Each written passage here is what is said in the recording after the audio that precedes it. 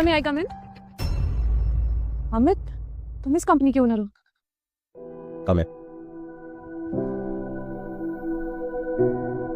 Interview time 12 बजे का था, 15 मिनट लेट हो तुम। वो ऑफिस ढूंढने में थोड़ा टाइम लग गया, सॉरी। इट्स ओके, बिजी मत हो। अमित, यार शीतल, तुम यहाँ बैठी हो, माँ की तबीयत खराब है, वो घर के सारे काम कर रहे हैं, घर के कुछ काम करा लो। नौकरानी हूँ क्या मैं इस घर की?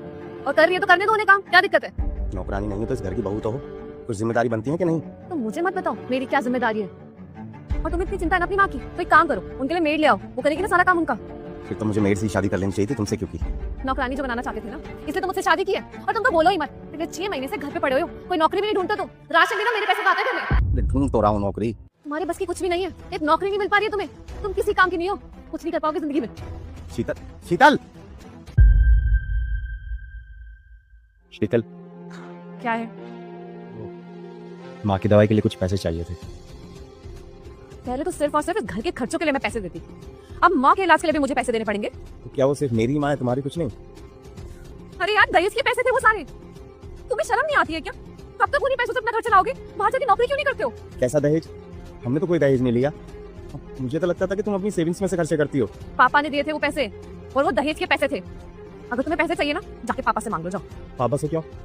उन्हें भी तो पता चलना चाहिए ना कि जिन्होंने अपनी बेटी की शादी जिससे करवाई है ना, वो एक नंबर का निकम्मा है, कंगाल है। मैं निकम्मा हूँ? तुम्हें यही लगता है कि मैं निकम्मा हूँ और कंगाल हूँ? और नहीं तो क्या, क्या किया है तुमने? कुछ कर सकते हो तुम अपने जीवन में? तो तुम मुझसे इतना ही परेशान हो तो क्यों रह रही हो मेरे साथ? यही सुनना चाहती थी, नहीं रहना चाहती मैं तुम्हारे साथ, जबरदस्ती हूँ इस रिश्ते में।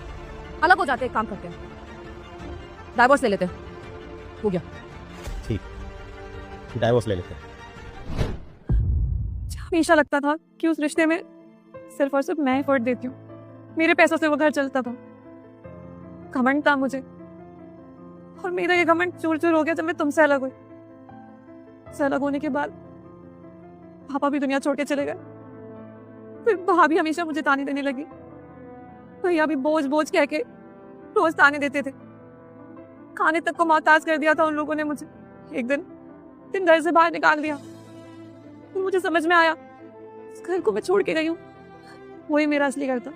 आज मुझे एहसास हुआ है मैं कितनी गलत थी, मुझे माफ कर दो अमित।